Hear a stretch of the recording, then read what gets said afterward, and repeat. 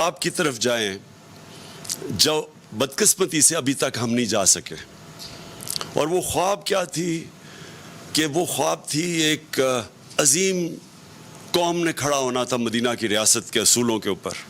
یاد رکھیں ہمارا جو قرارداد مقاصد تھا اس میں واضح تھا کہ پاکستان نے ایک اسلامی فلاحی ریاست بننا تھا اور وہ مدینہ کی ریاست کے اصولوں کے اوپر کھڑا ہونا تھا. تو وہ جو تھی مدینہ کی ریاست وہ ایک نبی صلی اللہ علیہ وسلم کی سنت تھی کہ اللہ نے ہمیں حکم دیا تھا کہ ان کے قدموں پہ، ان کے شریعہ پہ، ان کے راستے پہ چلو. تو مدینہ کی ریاست ان کی سنت تھی. اور وہ کیوں اللہ نے ہمیں حکم دیا تھا؟ کیونکہ وہ ریاست نے بنیاد رکھی تھی دنیا کی سب سے عظیم سویلائزیشن. مسلمان نے کئی 100 سال دنیا کی امامت کی. ہر طرح سائنسدان بھی ٹاپ مسلمان تھے، ہر کلچر میں، تہذیب میں سب سے آگے تھے. تو اس کی بنیاد رکھی گئی تھی مدینہ میں. تو یہ پاکستان کو اس اصولوں پہ ہمیں کھڑا کرنا چاہیے تھا. تو اس کا جو سب سے بڑا اصول جو نعرہ تھا پاکستان کا مطلب کیا؟ لا الہ الا اللہ. ہمیں پہلے لا الہ الا اللہ کا مطلب سمجھنا ہے. لا الہ الا اللہ کا مطلب کہ جب آپ اللہ کے سوا کسی کے سامنے نہیں جھکتے، انسان آزاد ہو جاتا ہے.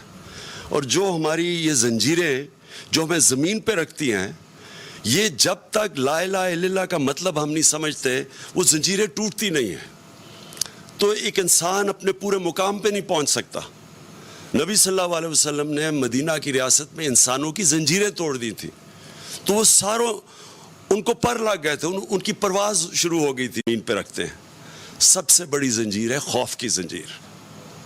یہ جو خوف ہے، جو قرآن میں اللہ کہتا ہے کہ جو لوگ ایمان لے آئیں میں ان کے خوف دور کر دیتا ہوں.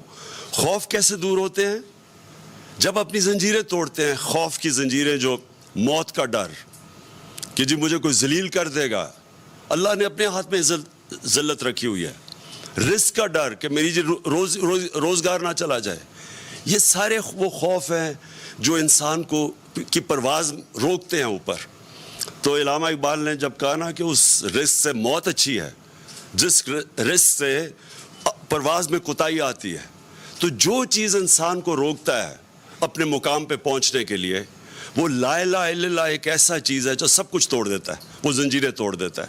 تو میں آج جو اس رات پہ اپنی قوم کو کہتا ہوں کہ دعا کریں کہ یہ جو ہماری آزادی، ہماری پرواز کے راستے میں یہ جو ایک باہر سے مداخلت اور پھر سازش ہو کے ایک پتلے بٹھائے گئے ہیں، سب کو دعا کرنا چاہیے کہ ہماری یہ پرواز جو روک رہی ہے، جو قوم نے عظیم قوم بننا ہے، اس کے لیے ہم اپنی زنجیریں توڑیں تاکہ ہم آگے بڑھ سکیں. ہم غلامی کی زنجیریں توڑیں. سب کو اس کی دعا کرنی چاہیے کیونکہ کبھی بھی کوئی انسان بڑا انسان نہیں بن سکتا جس میں ذہنی غلامی ہو. کوئی قوم بڑی قوم نہیں بن سکتی جو کہ غلام ہو، جس کے ذہن میں غلامی ہو، جس کی زنجیریں بندھی ہوئی ہوں کہ جی ہم کیونکہ بیکاری ہیں تو ہمیں غلامی کرنی پڑے گی. Beggars are not choosers. یا کہیں جی ہم لائف سپورٹ مشین ہے تو ہمیں غلامی کرنی پڑے گی. یہ ساری چیزیں وہ ہیں جو کہ ہمارا جو مقام ہے، ہماری جو خواب ہے پاکستان، اس خواب کے اوپر پہنچنے کے لیے ہمیں روک رہی ہیں. تو آج میں نے خاص مولانا صاحب آپ کو بھی اس لیے دعوت دی کہ قوم کی دعا کریں، قوم کے لیے دعا کریں. میں اپنی پارٹی کی اب بات نہیں کر رہا، میں اپنے پاکستانیوں کے لیے دعا کر رہا ہوں. اور میں چاہتا ہوں آپ دعا کریں کہ وہ جو ہم نے بننا تھا اس راستے پہ ہم پھر واپس جائیں.